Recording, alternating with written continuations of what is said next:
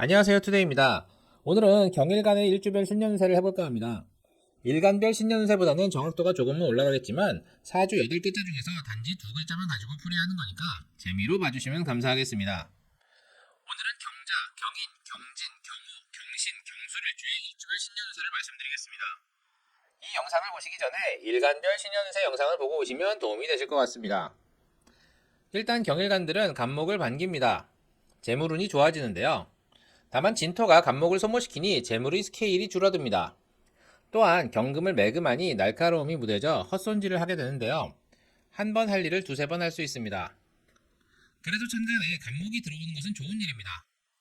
다만 대운이나 연간, 월간에 기토가 있다면 갑기합하여 경금이 간목을 빼앗기기 때문에 재물운이 좋다가 말아버립니다. 기토의 유무에 따라 차이가 크기 때문에 일단 대운이나 연 월간에 기토가 없다고 가정하고 일주별 신년운세를 한번 살펴보겠습니다. 먼저 경자일주 보겠습니다. 경금이 자수 사지에 앉았습니다. 식상이기도 합니다. 자수의 정기는 계수이니 경금과 계수의 관계는 보도사로라 귀한 보검이 녹이 쓰는 격이라고 합니다. 식상이 사지이고 녹이 슬게하니 언변이 뛰어난데 언변으로 인해 나의 평판을 망치거나 구설수에 오를 수 있습니다. 그런 의미에서 지지로 진토가 들어오는 것은 반갑습니다. 자진 반합하니 남에게 상처를 주는 언변을 삼가게 됩니다. 진토가 간목을 이고 들어오니 언변의 변화로 인해 재물운이 좋아집니다. 강의를 하시는 분들은 강의가 대중적으로 인기를 끌게 됩니다. 무언가를 만드는 직업을 가지고 있다면 만든 작품이 대중성을 띠게 되어 많은 사람들이 좋아합니다. 그로 인해 재물운이 좋아집니다. 갑진년 경자일주분들은 한 단계 업그레이드 되는 계기를 맞이하실 수 있습니다. 경인일주 보겠습니다.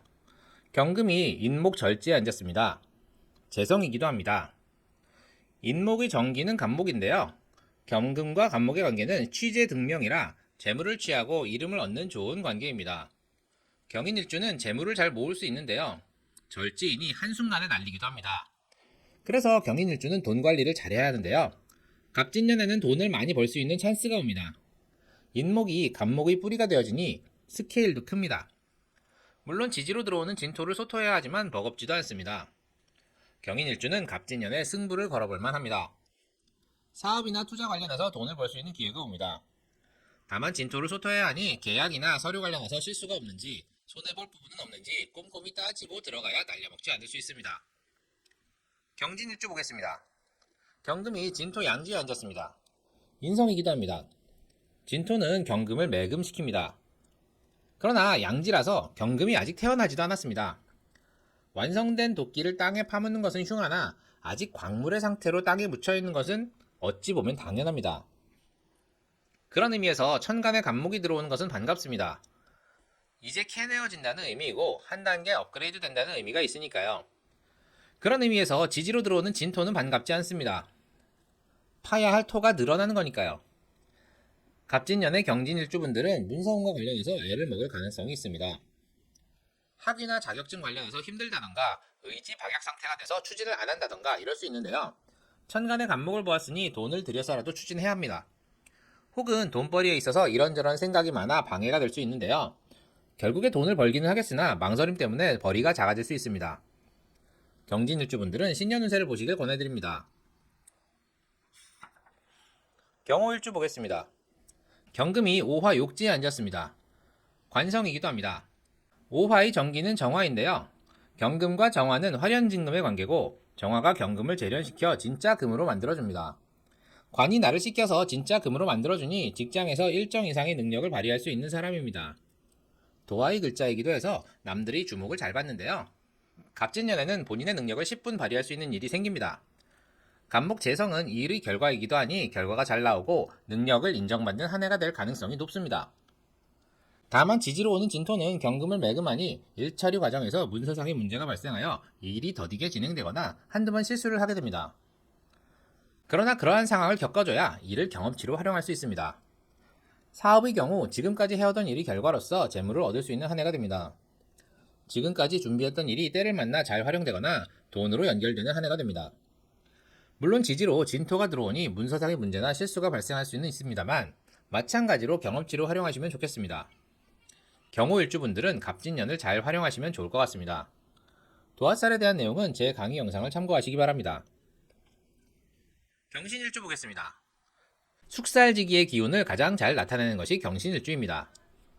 록지에 앉은 경금은 겉으로 보기엔 평범해 보여도 자존심이 강하고 지는 것을 참지 못합니다.